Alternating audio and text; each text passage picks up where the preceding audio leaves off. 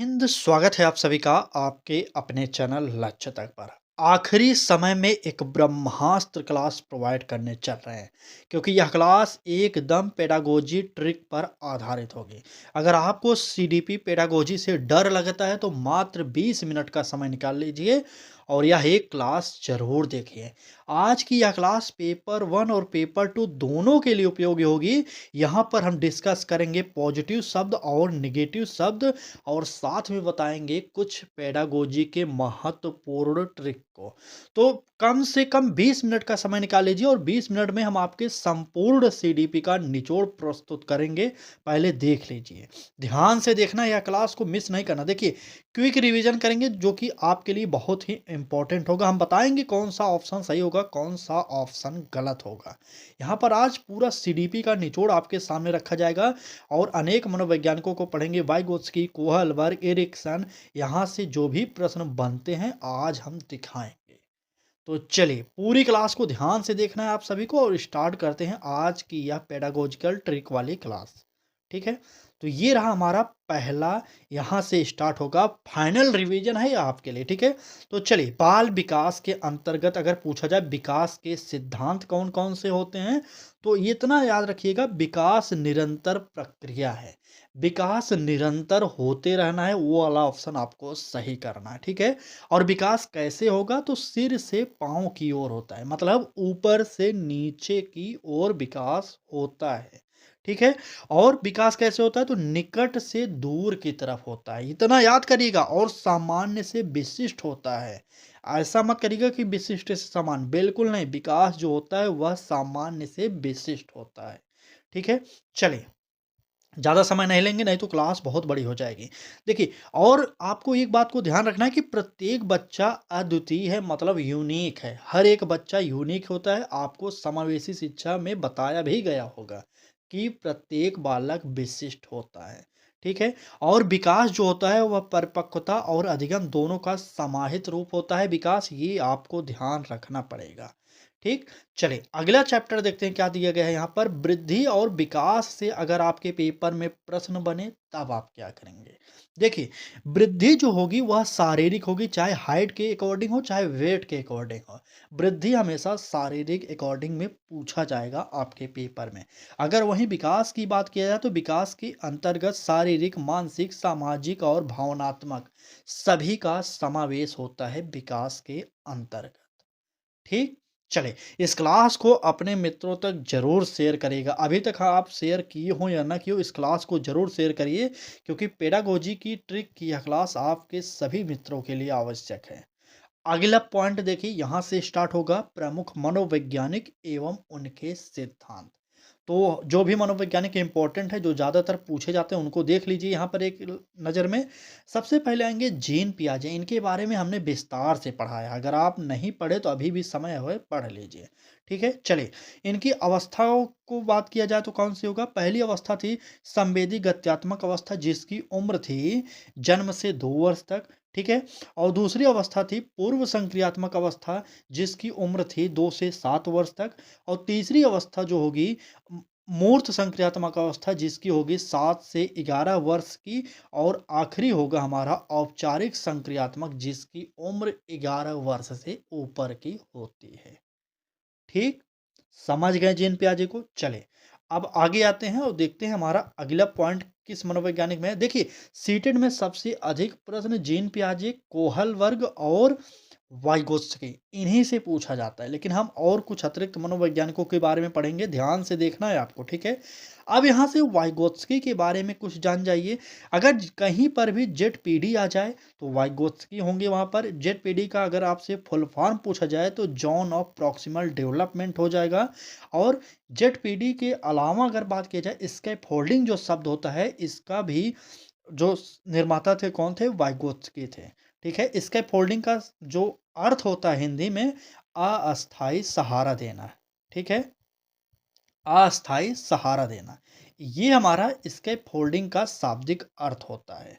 ठीक है, अगर बात की जाए वाइगोत्स्की के अनुसार भाषा जो होता है वह सीखने का प्रमुख साधन माना जाता है। ठीक है। वाइगोत्स्की के अकॉर्डिंग भाषा जो है सीखने का प्रमुख साधन होता है और सामाजिक अंतःक्रिया महत्वपूर्ण मानते हैं हमारे वाइगोत्स्की महोदय। इतना आपको पता होना चाहिए। ठीक। चलिए आगे बढ़िए और देखते हैं अगला मनोवैज्ञानिक कौन है। तो अगले हैं कोहल वर्ग। कोहल वर्ग के बारे में मैंने पढ़ाया है, वाइगोत्स्की को भी पढ़ा दिया और जीन पियाजे को। सभी की क्लासेज आप हमारे चैनल के प्ले लिस्ट पर देख सकते हैं। ठीक है। तो इनका ज़्यादा कुछ देखना नहीं, देख लीजिए अस्तर चरण पूर्व, ये सब आपको पता होगा। ठीक है, इतना इंपॉर्टेंट यहाँ पर नहीं लिखा गया। ठीक है। चलिए इरिक्सन के बारे में, विश्वास वर्सेस अविश्वास, स्वायत्तता वर्सेस लज्जा, पहल वर्सेस अपराध बोध, उद्योग वर्सेस हीन भावना और पहचान वर्सेस भूमिका भ्रम। ये हो जाएगा इरिक्सन के अकॉर्डिंग। आगे बढ़ते हैं। चलिए एक बार क्लास को लाइक कर दीजिए। अब आप देखिए गार्डनर के अकॉर्डिंग क्या होता है। तो गार्डनर ने जो अपनी सिद्धांत में जिन शब्दों का प्रयोग किया था, इन शब्दों को जान जाइए। भाषिक, तार्किक, गणितीय, संगीती, शारीरिक, गतिशील और जो है हमारा स्थानिक, अंतर्वैयक्तिक, अंतरात्मिक, प्राकृतिक। हर बच्चा अलग बुद्धि वाला होता है। जो गार्डनर महोदय थे उनका एक ही मेन वाक्य था कि हर बच्चा अलग होता है, उनकी बुद्धि अलग होती है, वो सोचते अलग अलग हैं और कई प्रकार से वे अलग होते हैं। गार्डनर महोदय का सिर्फ आपको इतना याद कर लेना है कि प्रत्येक बच्चा अलग होता है और समावेशी शिक्षा क्या कहती है कि प्रत्येक बच्चा विशिष्ट होता है। इतना ही अंतर है। ठीक है। चलिए अब देखिए, देखिए ये रिवीजन है। आखिरी समय में हम आपको पेडागोजिकल ट्रिक बता रहे हैं और साथ में रिवीजन भी करा दे रहे हैं कि जो भी आपके चैप्टर में सिलेबस में दिए गए हैं टॉपिक, उनका यहाँ पर रिवीजन कर लीजिए आप लोग परीक्षा से पहले। ठीक है। तो चलिए अधिगम सिद्धांत की बात किया जाए तो व्यवहारवाद। व्यवहारवाद के अंतर्गत कौन कौन से मनोवैज्ञानिक आते हैं आपको पता होना चाहिए। पावलोव आएंगे, स्किनर आएंगे, थॉर्नडाइक आएंगे और देखिए 3 मनोवैज्ञानिक हो गए व्यवहारवाद से। अब देखिए यहाँ पर निर्माणवाद में क्या पूछा जा सकता है। तो निर्माणवाद कहता है कि बच्चा स्वयं ज्ञान का निर्माण करता है। ये निर्माणवाद करता है। शिक्षक जो होगा वह ज्ञानदाता ना होकर के मार्गदर्शक होगा, सहायक करता होगा, सुविधादाता होगा, परामर्शदाता होगा। आप शिक्षक को ज्ञानी नहीं मानेंगे, ये कहता है हमारा सीबीएसई। ठीक। बिल्कुल। चलिए आगे आइए। अब यहाँ से देखिए सामाजिक अधिगम का सिद्धांत अगर आपसे पूछा जाए किसने दिया था, तो बंडूरा महोदय ने दिया था। इन्होंने अनुकरण पर ज़्यादा फोकस किया था। आपको पता होगा इनका एक्सपेरिमेंट जो था बेबी डॉल पर था, ये आपको पता होना चाहिए। ठीक है, ये आप जानते होंगे। चलिए हर एक पॉइंट आपके लिए इंपॉर्टेंट है। अभी आगे बहुत सारी चीज़ें हैं जो आपको जानना चाहिए परीक्षा के अंतिम समय में। ठीक। चलिए अब देखिए चौथा नंबर होगा, अगर मोटिवेशन से कोई शब्द आता है तो क्या हो सकता है। आंतरिक मोटिवेशन के अंतर्गत आएगा स्वयं की रुचि। ठीक है, आंतरिक मोटिवेशन का अर्थ यही होगा कि बालक स्वयं से मोटिवेट हो।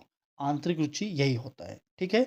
अगर बाह्य की बात किया जाए तो पुरस्कार और दंड हो सकते हैं। ठीक है, दोनों है बाह्य मोटिवेशन प्रेरणा। ठीक है। चलिए आंतरिक प्रेरणा कभी अधिक प्रभावी नहीं होगी। आंतरिक प्रेरणा अधिक प्रभावी, बिल्कुल माफ़ी चाहेंगे आपसे। आंतरिक प्रेरणा जो है अधिक प्रभावी होती है क्योंकि बालक अंदर से प्रेरित होता है, इसलिए अधिक प्रभावी होगा। ठीक है। जो बाह्य प्रेरणा होगा वह अधिक प्रभावी नहीं माना जाएगा। ठीक। बिल्कुल बाह्य जो प्रेरणा होता है वह अधिक प्रभावी नहीं माना जाएगा, आंतरिक प्रेरणा अधिक प्रभावी माना जाता है। इतना आप जानते रहिए। ठीक। चलिए यहाँ से देखिए बुद्धि से अगर आपसे प्रश्न पूछा जा सकता है तो कुछ पॉइंट नोट कर लीजिए। सबसे पहले देख लीजिए कि IQ बराबर MC/C ये होता है, इसका सूत्र गुणे 100 होता है, इसको छोड़ दीजिए। ठीक है। बिने साइमन टेस्ट होगा बुद्धि परीक्षण से संबंधित। स्पीयरमैन ने जी फैक्टर दिया था सिद्धांत, आपको भी पता है। थर्स्टन ने मल्टीपल फैक्टर्स दिया था। ये आप जानते रहिएगा क्योंकि ये सब बुद्धि से संबंधित मनोवैज्ञानिक हैं, आपके पेपर में आ सकते हैं। चलिए अब यहाँ से देख लीजिए जो है व्यक्तित्व। व्यक्तित्व आलपोर्ट ये सब इंपॉर्टेंट नहीं। ठीक है। फ्रायड के अनुसार इड ईगो सुपर ईगो होता है, ये आप जानते रहिएगा क्योंकि यहाँ पर फ्रायड इंपॉर्टेंट है। End ego super ego. चलिए, अब यहाँ से देखिए समावेशी शिक्षा से किस प्रकार से प्रश्न बन सकता है। हमने आपको क्या बताया था कि चिल्ड्रन विथ स्पेशल नीड्स, ये आप जानते रहिएगा, ठीक है। यहाँ पर CWSN का फुल फॉर्म है, अगर आपसे इस प्रकार से प्रश्न पूछता है तब आप बताएंगे, ठीक। और सभी बच्चों को एक साथ शिक्षा देने की बात हमारा समावेशी शिक्षा कहता है। किसी भी प्रकार से आपको भेदभाव बालकों के बीच में नहीं करना है, इतना आप जान जाइए, ठीक है? चलिए, अब देखिए यहाँ से मूल्यांकन कैसा होना चाहिए, तो सतत मूल्यांकन होना चाहिए, अंतिम नहीं होना चाहिए और कमजोरी पहचान के लिए होना चाहिए, ये आप जानते रहिएगा, ठीक है? CC का अर्थ जो होता है कंटीन्यूअस कॉम्प्रिहेंसिव इवैल्यूएशन होता है, ये आप जान जाइए, ठीक है? चलिए, शिक्षण विधियाँ से किस प्रकार से प्रश्न बन सकता है, कुछ यहाँ पर टिप्स लीजिए। पेडागोजी को सॉल्व कर रहे हैं ना, तो ट्रिक तो चाहिए ना, तो चलिए नोट कर लीजिए। आपको एक ऑप्शन को ध्यान में रखना कि बाल केंद्रित चीज़ें वहाँ पर होनी चाहिए। पहला पॉइंट बाल केंद्रित होनी चाहिए। दूसरा पॉइंट है कि गतिविधि आधारित होनी चाहिए। बालक कुछ करके वहाँ पर सीख रहा है तो वो सबसे बेस्ट होगा। और तीसरा होगा हमारा सहयोगात्मक अधिगम। जहाँ पर बालक सहयोग के माध्यम से सीख रहा है, वो हमारा बेस्ट हो जाएगा। ठीक है? चलिए, खेल आधारित शिक्षा जो होगा ये भी सबसे बेस्ट होगा और प्रश्नोत्तरी या प्रोजेक्ट आधारित शिक्षण विधियाँ भी हमारा इम्पोर्टेंट होता है। इतना जान जाइए शिक्षण विधियाँ से, ठीक? चलिए, और रटने पर आधारित नहीं होने चाहिए, ये आपको काटना है, ठीक है? रटने पर आधारित शिक्षा नहीं होनी चाहिए। अगर इस प्रकार से अगर आपको ऑप्शन में मिल जाता है तो उसे तुरंत काटिएगा क्योंकि ये नेगेटिव होता है। ठीक? चलिए, इससे पहले हमने एबीएस की करा दी है। ये पेडागोजिकल जो ट्रिक होती है एबीएस को हमने दिखा दिया है आपको, कर लिए होंगे आप लोग। चलिए, अब ये देखिए 10 अक्सर पूछे जाने वाले त्वरित तथ्य कौन से हैं? वन लाइनर में नोट कर लीजिए। जेडपीडी हमने अभी क्या बताया, जेडपीडी वाइगोत्स्की, रेनफोर्समेंट होता है Skinner, moral stage Kohlberg, multiple intelligence Gardner. ये जो एरर की बात किए थे, त्रुटि एवं प्रयास की बात किए थे, तो थॉर्नडाइक थे, आप तो जानते होंगे, ठीक है? और यहाँ पर CCE का अर्थ क्या होगा, सबसे इंपॉर्टेंट है। CC का अर्थ जो होगा निरंतर मूल्यांकन हो जाएगा, ठीक है? समझ में आ रहा है कि नहीं? एक बार जरूर कमेंट करिए समझ में आ रहा है कि नहीं, ठीक? चलिए, अब यहाँ से कुछ और जान जाइए, फाइनल रिवीजन क्या करेंगे आप। देखिए, पहले पेडागोजी के प्रश्न करें, आसान प्रश्न स्कोरिंग, इतना जानते रहिएगा अंतिम समय में। अब यहाँ से हम आपको बताने चल रहे हैं कि अंतिम समय में पेपर में आपको क्या करना है। पेपर में बैठेंगे, सबसे पहले क्या करेंगे, तो पहले सबसे पहले उन्हीं प्रश्नों को सॉल्व करेंगे जो आसान होंगे और जिसके द्वारा आप अच्छा नंबर पा सकते हैं, ठीक है? चलिए, सिद्धांतों की आयु सीमा याद रखें, उदाहरण आधारित प्रश्नों पर ध्यान दें, रटना नहीं है, कॉन्सेप्ट समझें, इतना जानते रहिएगा, ठीक है? चलिए, यहाँ से देखिए 1 मिनट, मतलब 1 मिनट क्या, थोड़ा-सा और रुक जाइए बस, बहुत बड़ी क्लास नहीं होगी यहाँ से, ठीक है? चलिए, विकास के सिद्धांत को जान जाइए क्योंकि अभी मैंने जस्ट बताया था ना कि विकास का सिद्धांत कैसे होता है, तो निरंतर प्रक्रिया है विकास, ये जानते रहिए। सिर से पाँव की तरफ होता है, ये जानते होंगे। निकट से दूर होता है, ये जान जाइए। सामान्य से विशिष्ट विकास होता है और परिपक्वता जो होता है अधिगम और विकास का स्वरूप होता है। यानी कि विकास जो है परिपक्वता और अधिगम का स्वरूप होता है। यहाँ से विकास के सिद्धांत को जान गए। अभी मैंने जो ऊपर बताया ना उसी को मैं फाइनल रिवीजन के तौर पर आपको दिखा रहा हूँ। और मनोवैज्ञानिकों को एक नज़र में देखा जाए तो ये सब अभी मैंने जस्ट ऊपर बताया था, यहाँ पर कुछ बात करने की ज़रूरत नहीं है, ठीक है? बिल्कुल। अगर बात की जाए पियाजे की स्टेज की, मैंने ये भी बताया था अभी, अभी ऊपर बताया था, यहाँ पर फिर से रिवीजन के माध्यम से आपको दे दिए गए हैं। अधिगम के सिद्धांतों की बात किया जाए तो ये आप देख सकते हैं, ठीक? विचार, व्यवहारवाद, पुरस्कार, दंड निर्माण, निर्माणवाद, स्वयं ज्ञान निर्माण, सामाजिक अधिगम, अनुकरण, ये सब इम्पोर्टेंट है अधिगम के अंतर्गत। अभी मैंने बुद्धि के बारे में ये बताया था, जानते होंगे। अगर बुद्धि का पहला टेस्ट बताया पूछा जाए किसने लिया था, वो किए थे हमारे विनय महोदय।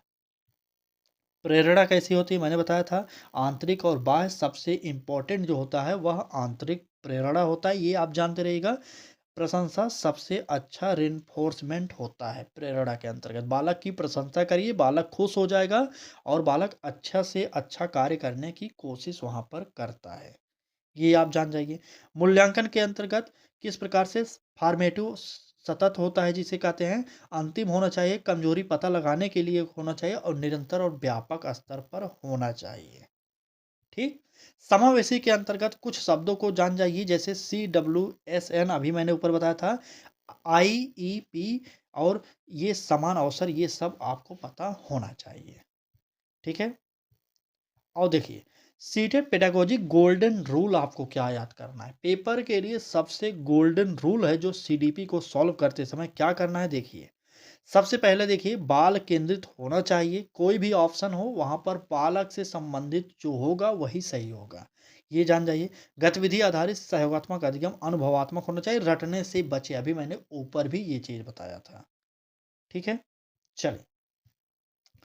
और सुपर फास्ट वन लाइनर कर सकते हैं, अभी मैंने बता दिया था। ये आप रिवीजन कर लीजिए। ZPD, Vygotsky, reinforcement, Skinner, moral की बात कर रहे हैं, कोहलबर्ग और त्रुटि एवं प्रयास की बात किया जाता है तो थॉर्नडाइक, मल्टीपल आईक्यू की बात करते हैं तो गार्डनर, स्टेजेस की बात करते हैं तो पियाजे, मॉडलिंग की बात करते हैं तो वंटूरा।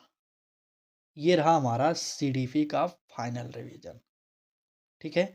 हम आपको बारी-बारी से सारे सब्जेक्टों की फाइनल रिवीजन प्रोवाइड कर रहे हैं 10 से 20 मिनट के अंतर्गत।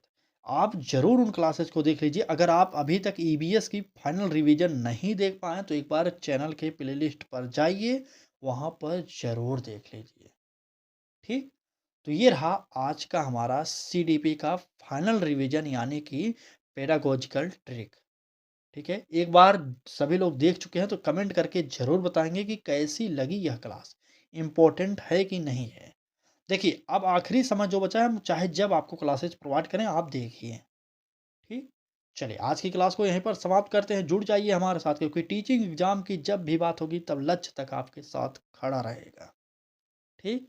चलिए, क्लास को यहीं पर समाप्त करते हैं। धन्यवाद।